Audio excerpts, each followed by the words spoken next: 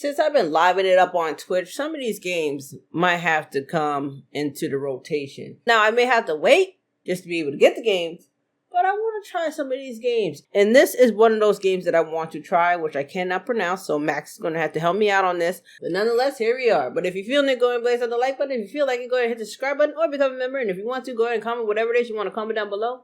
But let's go. Yakuza. I think I just fucked that up. Yakuza 0 is a... Wait, say that again? Yakuza 0. Yakuza 0? Yakuza 0 is a groundbreaking business management and unhinged violence simulator where the player is tasked with the thorough exploration of people's faces using your fists. In this Oriental-inspired entertainment product, it's up to you to beat dastardly criminals nearly to death, manage the economy, manage women as a pimp, do the yoinky sploinky. Listen, you said manage women as a pimp? I'm a pimp? Well, I'm not a pimp. I will be a pimp? I can become a pimp? As a pimp, do the yoinky sploinky, grant pizza to the illiterate, and so much more. In the backdrop it's pizza time. Crime drama incited by rampant real estate speculation, we play as the hard-boiled Yakuza, Kiryu Zabumafu, and Goro Meningitis as they prowl the streets of that weird city from Persona 5. Along the way, doing an excess of justified self-defense mugging to spend their ill-gotten gains on increasingly odd behavior, all in to untangle a sinister power struggle taking place within the Silly Spaghetti People Club, with such esteemed members as within the entire cast of Goodfellas and a Sundowner from the Metal Goose series. Of course, innocents will become the crossfire. It's an inclusive game, but whether I was on the stage, getting invested in the plot, performing gentrification, or just watching literal in-game pornography, I was always held at the edge of my seat, wondering what could possibly come next. So despite the darkness and absolute certain murder, it maintains a tonal dissonance I can only describe as neck-shattering in a way that is always a breath of fresh air. With all this said and done, oh my god. World of Yakuza 0 and the thrilling experience of its dimensional karaoke.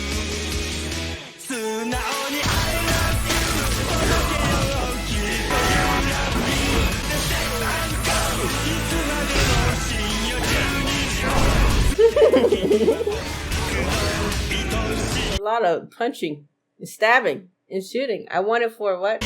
There is no better place to start than with the various methods we employ to atomize people into their base particles. With 2 playable characters and 8 unique fighting styles, there is always variation. And for the blind people in my audience, Yakuza is a beat-em-up in the most literal sense possible, matching the player against absolute Mongolian hordes of strange characters, such as goons, bikers, your own Yakuza, men in black, and Chinese men. Don't worry, these delicate hands would never kill anyone unless they don't subscribe. Ring that like button, smash the bell. We attack using a flurry of different, intricate combos to build our primordial rage meter, which we use to cause the real damage in the form of hundreds of completely absurd animations ranging from light jabs to injury and certain death. I want to play. This is that, like the beautiful and respectable sounding Japanese language, expulsion of our death resource is context sensitive, with possibly hundreds of different, entirely unique animations, all dedicated to Kiryu's never-ending war on bones. Are you carrying a giant cone? That's an animation.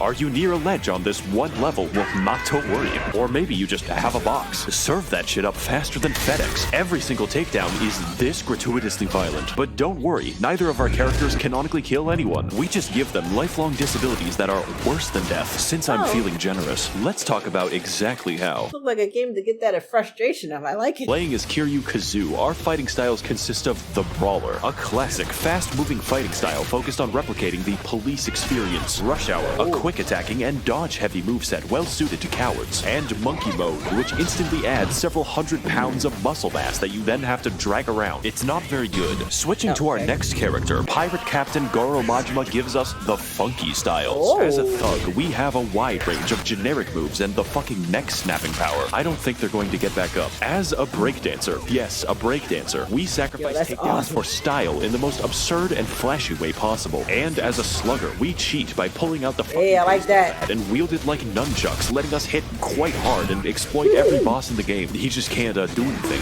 On top of this, there are 2 secret fighting styles normally completely inaccessible to the player, and unfortunately the process for their acquisition is very interesting. One might say physically painful. As early as Chapter 7, you're given the business opportunity of establishing a whore monopoly, and Majima takes it with great enthusiasm. To unlock the final fighting style, we will have to run our cabaret club well enough to unseat the 5 prostitution daimyo of Japan. It'll be a fun side quest, I told myself, just like Oblivion. That's a fun game. Oh, wait. Oh my god, I have to speak to women. Okay, we are really running a oh.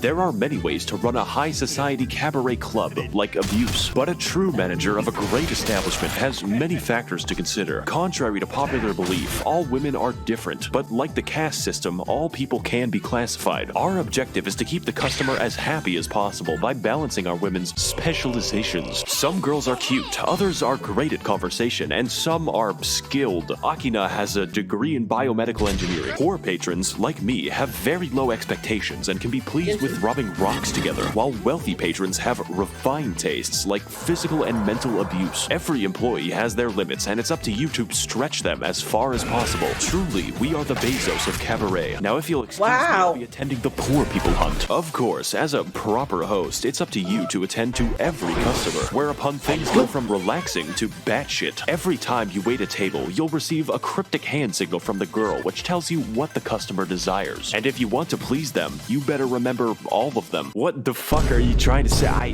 don't, I'll be back with a gun. And just in case this wasn't painful, every time you go to a new table, the game will throw a fucking flashbang. So over the course of a never-ending grind, I was given the most painful migraine I will ever get in my life. This screen and this music inspire my killing urges. By the way, this game is a beat-em-up, so to conclude our cabaret adventure, our reward is the Mad Dog style, which allows you to wield a knife and sprint I like that. breakneck velocity, striking your foes like a cracked-up Doberman and unlocking takedowns that straight-up kill people. Oh fuck, that looks pretty sharp. Anyways, good luck. Playing with the knife style is absolutely an experience, one that I would never repeat ever again. So when I heard that unlocking the other secret style involved 8 hours of the real estate quest, I promptly had a PTSD attack.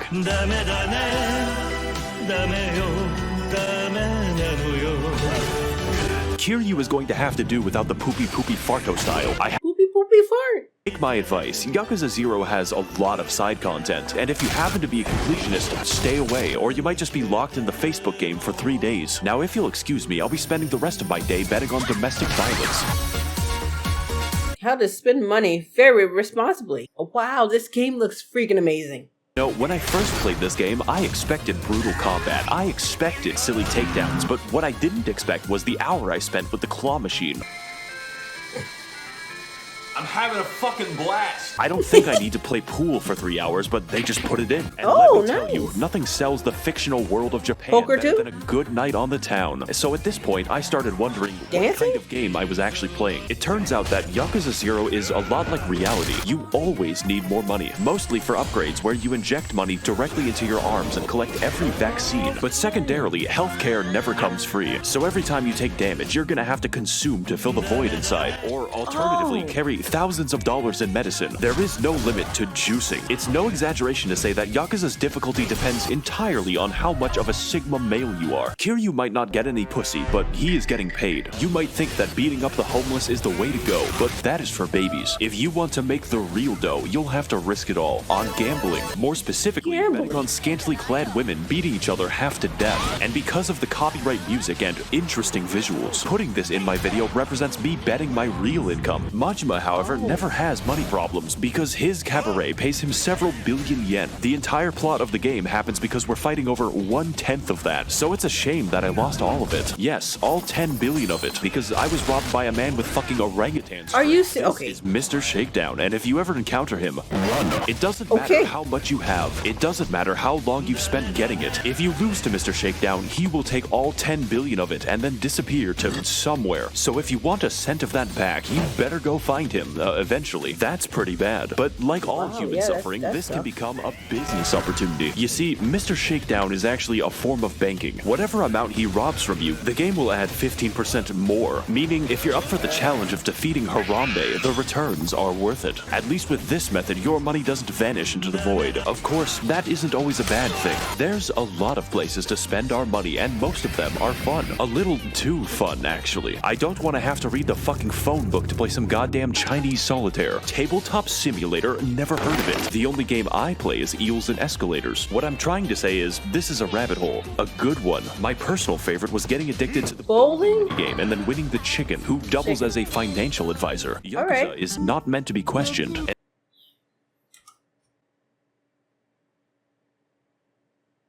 And that isn't even the wackiest game. That honor goes to the phone dating, which takes the form of a shooter.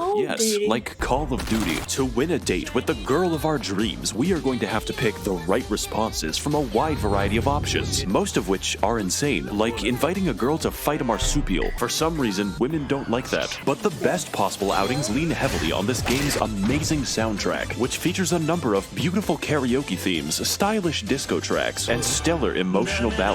I am, of course, talking about the karaoke and the dancing, which are both incredible in their style and creativity. I would love to play this game. So truthful and sounds so good that I just couldn't get enough of it. In short, they're everything a dance should be. This scene tells me more about Majima than an entire Hideo Kojima script. Kiryu has never killed anyone, but let me tell you, this man knows how to murder a dance floor. Okay, I see the appeal in this game. And yet, that's not even half the fun, because Yakuza 0 contains an array of interesting, meaningful, and necessary side quests, which allow the player to engage in a variety of small stories, ranging from pizza delivery to replacing a phone battery. That one's a little boring. You can even roleplay as a Persona fan by following a child around the city. Often, these quests will have entirely unique fights and challenges, accompanied by complex moral judgment and logic puzzles. In one instance, I was given the task of infiltrating the cult of Munancho Onas, whereupon I had to learn the practice of Shurapipi, the acquisition of Kulipas, and the greeting of Munancho, at which point the game tested me on their exact definitions. I promptly beat their leader to death. In another instance, Kiryu teams up with the famous movie director Steven Spinning, known for his hit film Indian Jeans, to complete a music video with famous international pop star Miracle Johnson. I was hired to beat the extras to death. Now that I think about it, every side quest ends with a trip to the hospital, except for the pizza one. That ends in love. It's not delivery, it's DiGiorno. This stands in stark contrast to the actual plot of the game, which is played completely straight. Taking everything I've said before into account, you might think this is weird, and sometimes it is. At all. One day, well, that you might be saving a helpless blind woman, and the next, abandoning her so you can play Idolmaster for several days. I'm sure that she'll be just fine. But funny anecdotes aside, there is an abundance of real drama and emotion here. Of all the things I expected this game to be, sad was not one of them. Neither did I expect a believable love story or the murder mystery. This game is downright determined to constantly surprise you, even if it has to stop making sense. In Majima's story, we are sent to kill a buff Chinese man before fighting him, teaming up with him to save the innocent, and then fighting him again. But I changed my mind. This exact arc happens with 3 separate characters, and that's just Majima's story. In fact, despite the game being called Yakuza 0, Kiryu leaves the family in Chapter 1. Then he fucking rejoins it. Every antagonist has so much goddamn personality that you just don't know when you're gonna be friends with them. Every man is vying for power and control, but each does it for their own distinct reasons. Wano is a Genshin Impact player who only desires money and women. Kuze is a boxer who wants to fight a lot. Shibusawa is obsessed with power, and Nishitani is the Joker. Enemies become friends, friends become enemies, and Kuze will not leave me alone. The only character who's actually not interesting is essentially Chinese Spider-Man.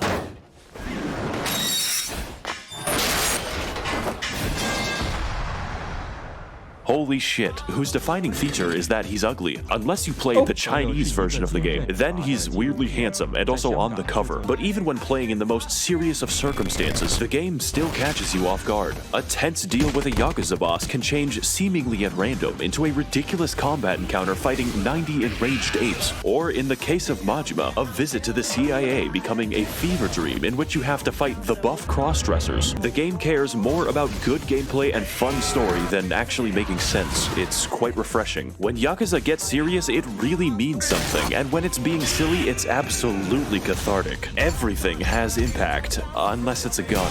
We haven't killed anyone, by the way. All in all, okay. Yakuza is more true to life than any other game I've ever played. Not by making sense or being realistic, but emotionally. At the beginning of this game, Kiryu is just kind of a cool buff guy. But after exploring his friendships, seeing him have fun, and just interacting with people, I realized that this is much more. So when things take a bad turn and we're at our lowest point, you really feel it, more than almost any other game.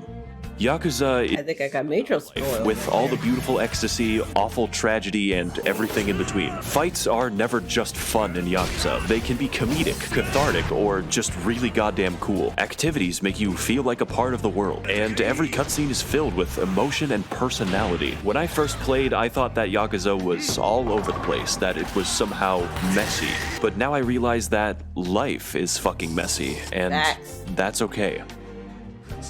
That looks amazing. The weirdness, the wackiness, I am into that. What? I want to thank all of the Yakuza bosses who are using my channel to launder money, kind of like a pizza joint in New York City. Pizza time. If you Pizza want to time. contribute towards the channel and facilitate all of our questionable activities, then I recommend taking a look at my Patreon down below. Thank all of you for watching and waiting, and of course, don't try to escape. The weird, the wacky, the violence, it all just appeals to me. It looks amazing. It looks like something I want to play just to give it a go. But there we go, Play Squad. I hope you guys enjoyed it. If you did, make sure you blaze the like button. If you made it all the way to the end of this video, go ahead and comment. Yeah, baby! And I will see you guys in the next one.